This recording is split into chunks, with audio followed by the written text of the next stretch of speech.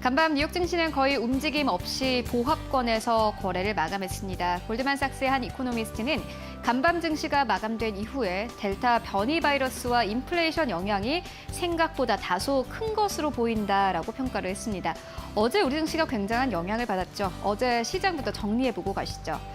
코스피 지수가 4개월 만에 3,100선이 무너졌습니다. 페이드의 테이퍼링 이슈로 신흥국 증시가 크게 영향을 받았는데 특히나 외국인 투자자들이 큰 폭으로 매도하면서 시장이 하락세를 나타냈습니다. 더구나 경기 회복 사이클이 2분기에 정점을 찍고 연준의 긴축과 경기 둔화라는 조합이 당분간 증시 상승의 발목을 잡을 것이다라는 전망이 나오고 있습니다. 미국과 중국의 경제 지표가 부진하니 아시아 증시에서 계속해서 외국인의 자금 이탈이 나타나는 겁니다. 아울러 8월 이후 증시 거래가 말라버렸다는 기술적인 요인도 시장을 한층 더 취약하게 만들고 있습니다. 실제 코스피 평균 거래량은 6월까지만 해도 16억 주에 달했는데 7월에는 10억 주로 37% 넘게 감소를 했고요. 8월 들어서는 평균 거래량이 7월보다 32% 넘게 감소를 했습니다. 6월과 비교를 하면 60% 가깝게 거래 대금이 감소를 한 건데요. 증권가에서는 한국 증시 자체를 하나의 주식으로 놓고 봤을 때 거래가 잘 안 되다 보니 호가창이 기존에 비해서 얇아져서 조금만 물량을 던져도 가격이 급격히 변하는 현상처럼 취약한 상황이다라고 지적을 했습니다. 일단 시가총액 1위 삼성전자부터 하락폭이 깊은 상황이죠. 두 번째 뉴스와 함께 만나보겠습니다. 최근 삼성전자가 외국인들의 매도세에 10거래 연속 현재 외국인들의 매도가 이어지고 있습니다. 삼성전자는 어제 1% 넘게 하락하면서 7만 3천 원 선에서 거래를 마감했는데요. 외국인이 삼성전자를 10거래 연속 매도한 것은 1996년 11월 이후로 25년 만에 처음입니다. 2010년 이후로는 2011년 8월부터 이어진 9거래일 연속 매도세가 최장 기록입니다. 이 매도 폭탄에 삼성전자에 대한 외국인의 지분율도 51%대까지 내려앉았는데요. 외국인 지분율이 51%까지 내려앉은 것은 경기 둔화와 미중 무역 갈등에 대한 우려로 반도체 다운사이클이 본격화되던 2018년 말 이후로 처음인데요. 이 보름 만에 7조 원이 넘는 매도 폭탄이 나오면서 이제는 걱정이 지나치다라는 취지의 분석이 나오기 시작했습니다. PC용 D램 수요 감소는 있지만 서버 모바일용 D램 수요는 여전히 탄탄하다라는 분석이 나옵니다. 특히나 반도체 업황에 대한 우려를 선제적으로 제시해서 삼성전자의 급락에 촉매가 됐던 외국계 증권사에서는 오히려 투자 의견을 상향 조정하고 있습니다. 어제 노무라 증권은 반도체 주기의 급격한 침체에 대한 우려가 높아지고 있지만 이런 우려는 가까운 시일 내에 사라질 것으로 본다라는 입장을 밝혔습니다. 크레디트 스위스도 삼성전자를 긍정적으로 평가를 했습니다. 분석가들은 이 D램 시장의 점유율 37%를 차지하는 삼성전자가 많은 컴퓨터의 주요 부품을 공급하고 있다라고 전했습니다. 크레디트 스위스는 기술주들이 일관된 수익과 배당이 특징인 경기 방어주의 성격을 띈다라고 언급을 했는데요. 그러면서 기술주는 유럽의 주요 업종과 비교를 했을 때 적은 부채와 높은 시가총액 그리고 상대적으로 적은 직원 고용으로 인한 임금 인플레이션 감내 여력 등을 갖췄다라고 분석을 했습니다. 하지만 삼성전자 수급이 불안한 만큼 악재 쪽도 잘 살펴봐야겠죠. 이번 악재는 베트남에서 시작이 됩니다. 최근 베트남 정부는 최근 델타 변이 바이러스 확산으로 코로나19 일일 확진자 수가 10,000명 가까이 폭증하면서 봉단 지역의 봉쇄 조치를 9월 15일까지 연장을 했습니다. 삼성전자는 관리직 인력의 절반 이상을 재택근무로 전환하는 등의 노력을 기울이고 있지만요.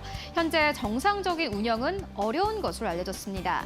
삼성전자의 호찌민 공장 가동률은 지난달 40% 수준으로 떨어졌는데 이 상황을 한 달 더 연장을 하게 된다면 삼성전자의 3분기 실적에도 타격이 불가피할 것이다라는 관측이 나오고 있습니다. 삼성전자 호찌민 사업장은 삼성의 최대 생활가전 생산 기지이기도 합니다. 이곳에서 청소기, 세탁기, 냉장고, TV 등을 만드는데요. 올해 2분기 호찌민 가전 공장에서만 매출액 1조 8,180억 원이 나왔고요. 순이익은 1,200억 원이 나왔습니다. 연간 6조 2,700억 원 정도의 매출이 발생하는 베트남 핵심 법인인 겁니다. 이에 따라서 삼성전자는 지난달 공장 내 숙박시설을 마련해서 발빠르게 대응을 했지만 7천여 명에 달하는 임직원을 모두 수용할 수 없기 때문에 3천여 명이 교대 근무를 하면서 이 공장 가동률을 높이는 데 주력하는 것으로 알려졌습니다. 네, 이어서 다음 뉴스 함께 만나보도록 하겠습니다. 최근 3분기 시작을 시장의 하락과 함께하고 있는데요. 그렇다면 3분기의 실적 추정치는 어떻게 집계가 되고 있을까요? 일단 전체 실적 전망치는 계속해서 상향 조정될 전망입니다. 다만 기저효과 소진에 따라서 성장세가 둔화되고 있는 데다가 최근 하반기 전망치가 하향 조정된 점은 주의해야 한다라는 지적이 나오고 있습니다. 먼저 상향 조정되는 업종부터 살펴보겠습니다.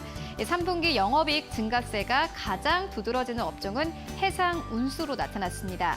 전년 동기 대비해서 영업이익 증가율이 406%에 달합니다.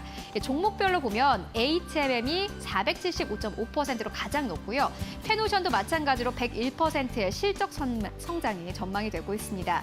특히나 코로나19의 변종 바이러스 확산으로 항구 정상화가 예상보다 더디게 진행되면서 해상 운수의 운임이 높게 유지되고 있는 점이 하반기 실적 전망에 영향을 미칠 것으로 보입니다.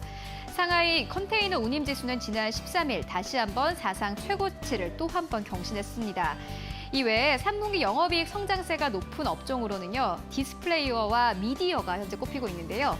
특히나 LG 디스플레이의 영업이익이 375%의 급격한 성장세를 이어갈 것으로 보입니다. 미디어 업종 중에서는 YG 엔터테인먼트가 전년 대비해서 528%로 성장하면서 작년 3분기 대비해서 6배 이상 증가할 것으로 예상이 되고 있는데요. 시장이 하락할 때 이익 추정치가 이처럼 상향 조정되는 것만큼 좋은 소식은 없을 겁니다. 그렇다면 우울한 성적표를 받아들 곳은 어디일까요? 먼저 전력 업종입니다. 전력 업종은 3분기 영업이익이 전년 동기 대비해서 78% 이상 빠질 것으로 보입니다. 특히나 한국전력의 영업이익이 크게 악화될 전망인데요. 한국전력은 고유가 상황에 따른 연료 가격 상승을 요금에 제때 반영하지 못하면서 2분기 영업이익이 적자로 돌아섰습니다. WTI 가격은 최근 소폭 하락세에도 불구하고 여전히 작년 10월 말 유가를 80% 이상 상회하는 수준입니다. 또 증권업도 3분기 영업이익이 전년 동기 대비해서 11% 마이너스를 기록할 전망인데요. 증권 업종은 2분기에 이어서 7월 이후에도 증시 거래대금 둔화 양상이 이어지고 있고 수익성 둔화가 불가피할 것으로 예상이 되고 있습니다. 네, 이어서 마지막 뉴스 살펴보시죠. 크래프톤이 유가증권 시장에 상장한 지 7거래일 만에 공모가인 49만 원대를 회복했습니다. 하락장 속에서도 5% 넘게 오르면서 어제 시장에서 49만 2,500원대에서 거래를 마감했습니다. 최근 4거래일 동안만 주가가 21% 넘게 상승을 했습니다. 올 2분기 호실적을 기록을 한 데다가 하반기 기대 신작이죠. 배틀그라운드 뉴스테이트 출시 모멘텀까지 갖춘 상황입니다. 이르면 오는 9월 말 출시될 예정인 이 모바일 배틀그라운드 신작 뉴스테이트의 흥행 가능성 역시 현재 굉장히 주목을 받고 있는 상황인데요. 뉴스테이트의 글로벌 사전 예약주 수는 이달 11일 기준으로 2,700만 명을 돌파를 했는데 이는 최근 출시된 게임 중에서 가장 빠른 속도라고 합니다. 이 기세를 이어간다면 정식 출시 시점에서는 4천만 명의 수준을 돌파할 가능성이 큰 것으로 분석이 되고 있습니다. 증권가에서도 크래프톤의 안정적인 실적 개선세와 하반기 상승 모멘텀에 주목을 하면서 목표 주가를 높은 수준으로 측정을 하고 있습니다. 메리츠증권 측에서는 크래프톤의 목표 주가를 72만 원까지 제시를 하면서요. 내년 뉴스테이트의 매출은 2조 4,400억 원 수준을 기록할 것이다 라면서 근거를 제시를 했습니다.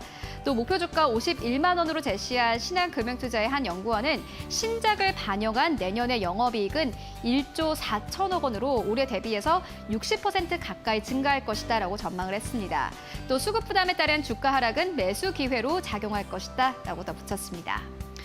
네, 그렇다면 증권사에서는 오늘 시장에 어떤 이슈에 집중을 하고 있을지 만나보도록 하겠습니다. 유안타증권의 박우경 차장 연결해 보도록 하겠습니다. 안녕하십니까? 네, 안녕하십니까? 네, 차장님 오늘 시장에서 좀 어떤 이슈 눈여겨보면 되겠습니까? 네, 아무래도 지금 증시가 전반적으로 좀 많이 좀 흔들리고 있습니다. 전 업종에서 이제 고가 부분에서 그런 차익 실현들이 좀 빠르게 좀 나오고 있는데, 긴축에 대한 우려라든가 델타 변이에 대한 확산, 경기에 대한 그런 빠른 그 침체에 대한 가능성들이 전반적인 그런 차익 매물들을 좀 증시 전반으로 좀 흔들리고 있는 것 같습니다. 그래서 그렇기 때문에 외부 변수에 조금은 좀 덜 영향을 받고 있는 그런 업종, 압도적인 그런 MS를 좀 갖고 있는 업종으로 저희가 좀 주목을 해야 되지 않을까라고 좀 말씀을 드리고 싶습니다. 네, 첫 번째 종목으로는 이제 골프존을 좀 말씀드리겠습니다. 이제 골프존이라고 한다면은 국내 스크린 골프의 시장 점유율 73%의 1위 골프 시뮬레이터 개발 및 스크린 골프 사업을 좀 영위를 하고 있고요. 최근에 이제 국내 골프 인구가 좀 빠르게 좀 증가하고 있어가지고 신규 가맹점의 출점도 그에 따른 좀 증가폭들이 좀 빠르게 좀 늘어나고 있습니다. 가맹점 수가 늘어나게 된다라고 한다면은 골프존은 뭐 신규에 대한 하드웨어 판매 및 라운드 매출이 동반적으로 좀 상승할 수밖에 없는 것으로 좀 보여주고 있고요. 이런 그 골프존에 대한 그런 수요가 좀 증가할 수 있었던 배경으로는 예전에 이제 골프라고 한다면은 이제 그 4050의 세대에서 이제는 2030 세대를 중심으로 한 그런 신규 골프 유입들이 수요 연령처럼 좀 두터워졌다라고 좀 말씀을 드리고 있습니다. 그래서 구조적 성장세에 좀 돌입한 게 아니냐라고 저희가 좀 판단을 할 수가 있을 걸로 좀 보이고 있고요. 국내뿐만 아니라 이제 해외에서에 대한 그런 그 법인들에 대한 성장세대도 좀 지속적으로 좀 나타날 걸로 좀 보이고 있는데 일본이라든가 미국, 베트남, 중국 4개 해외 법인에 대한 고성장세도 지속적으로 좀 가능하다라고 좀 말씀을 드리고 있습니다. 네, 두 번째 종목으로는 이제 국내 그 이마트를 좀 말씀을 드리고 싶습니다. 이마트라고 한다면 이제 내식 수요의 강세로 힘입어 이마트와 이제 트레이더스의 양호한 수익성 개선이 좀 지속이 될 수 있을 걸로 좀 보이고 있고요. 최근 들어서는 이제 외형 확장들을 좀 하고 있는데 보유 중인 이제 소유 부동산을 좀 매각하고 유동화함으로써 이베이 코리아라든가 스타벅스 코리아의 지분 인수, 그다음에 W컨셉 같은 패션 커머스를 좀 인수를 함으로써 M&A로 한 외형 확장 등이 가장 좀 돋보이는 회사가 아닌가라고 좀 말씀을 드리고 싶고요. 최근 기사에 따르면은 약 한 50.1%를 보유한 속닥컴에 대한 내년 상장 이슈가 좀 부각이 되고 있기 때문에 상장 기업 가치에 대한 그런 이슈들이 다시 한번 주가의 모멘텀으로 좀 작용할 수 있지 않을까라고 좀 말씀을 드릴 수가 있을 것 같습니다. 마지막 종목으로는 최근에 이제 가장 좀 핫하게 좀 움직이고 있는 이제 카카오뱅크로 말씀을 드리겠습니다. 이제 카카오뱅크 같은 경우에는 국내에 좀 압도적인 그런 온라인 인터넷 그 은행의 역할을 좀 할 수 있을 거라 좀 기대감에 상반기 어닝 서프라이즈를 좀 기록을 했고요. 최근 들어서 이제 기관과 외국인의 그 강한 그런 매수세에 힘입어 주가가 좀 빠르게 공모가 대비해서 100% 이상의 빠르게 좀 상승세를 좀 실현을 하고 있습니다. 주가에 대한 그런 밸류에이션 측면에서는 비싸다는 논란은 있지만 압도적인 지위를 갖고서 향후에 그런 인터넷 은행에서의 역할들은 좀 꾸준히 할 수 있을 걸로 좀 보여지고 있기 때문에 조종시마다 저희는 매수하는 관점이 좀 유효하지 않을까라고 좀 말씀을 드리고 싶습니다. 네, 알겠습니다. 세 가지 기업에 대한 이야기 나눠주셨는데요. 그런데 카카오뱅크 같은 경우는 이번 주에만 20% 넘게 올랐습니다. 조정 시마다 매수를 하는 게 좋겠다라고 언급을 해주셨는데 그런데 많은 분들이 어느 정도가 조정이냐라는 의문을 가지고 계십니다. 어느 정도가 좀 조정 폭으로 봐도 될까요? 어느 정도에 대한 조정폭은 사실 상당히 좀 어려운 질문이면서도 어떻게 보면 저희가 당연하게 좀 가져야 될 질문이라고 좀 보여주고 있는데 저는 그런 그 신규 상장된 종목에서 그 한 5%에 대한 그런 지금 가격대 기준에서는 약 한 8만 5천 원 부근에서부터는 저희가 좀 편안하게 좀 살 수 있는 가격대가 아닌가라고 좀 말씀을 드리고 싶습니다. 그 가격대에서의 그런 그 수급이라든가 매물대들이 그런 그 모습들을 좀 보여주고 있는 측면들을 좀 보여주고 있거든요. 그래서 8만 5천 원 부근에서는 저희가 좀 매수를 해도 되겠다라고 좀 말씀을 드리고 싶고요. 카카오뱅크에 대해서의 그 저희가 그 성장성을 좀 봐야 된다라고 한다면은 지금 압도적인 인터넷 은행에서의 역할들을 저희가 충분히 하고 있다라고 좀 보여주고 있고 연계되고 있는 사업에서의 매출들이 좀 빠르게 좀 증가를 하고 있습니다. 그렇기 때문에 앞서서 이제 골프존을 통해서도 이제 그 두터운 수요층이라고 좀 말씀을 드렸었는데 카카오뱅크도 젊은 두터운 수요층들이 향후에도 압도적인 지위를 좀 할 수 있는 확률이 더 크다라고 좀 보시면 될 것 같습니다.